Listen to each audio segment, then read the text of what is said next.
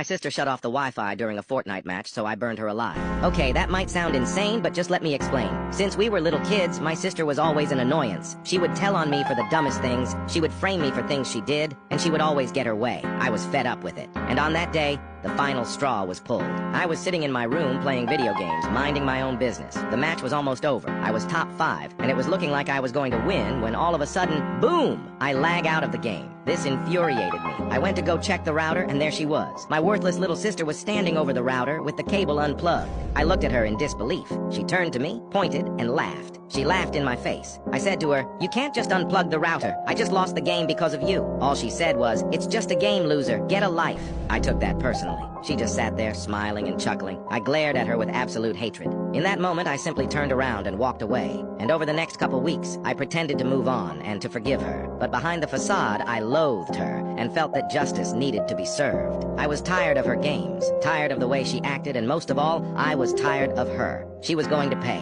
After our encounter, I was no longer a brother, a son, or even a person. I was simply vengeance. That weekend, our parents would be gone for their anniversary, and I was supposed to be at a friend's house. My sister would be home alone. However, I didn't go to the friend's house. I pretended to leave, and then I stayed hiding in the shadows. I waited outside of the house until dark. That's when I made my move. Now, normally, all of our doors and windows would be locked, but I made sure to leave one window unlocked to sneak back into the house. Walking around the house to the unlocked window, I passed my sister's room. She was on the phone with one of her friends, laughing, chuckling. My anger only grew. How could she be so happy? It was as if she didn't have a care in the world. I quietly snuck in through the window. The house was completely quiet, other than my sister's faint laughs from across the hall. I made my way into the kitchen. There, I turned on the oven and the stove to maximum heat. I threw paper towels and rags on top of it to speed up the process, and before I knew it, the kitchen was up in flames. The heat was overwhelming, and somehow my sister didn't notice it yet. I quickly climbed back out the window. Outside, I ran over to her bedroom window. Looking through it, she was laying on her bed talking to someone on the phone with earbuds in. She couldn't hear the fire raging throughout the house. It was perfect. In the blink of an eye, the fire reached her door, and you could see the red-hot glow from underneath it. My sister finally noticed it. She ran over and tried to open the door, but the doorknob burned her hand.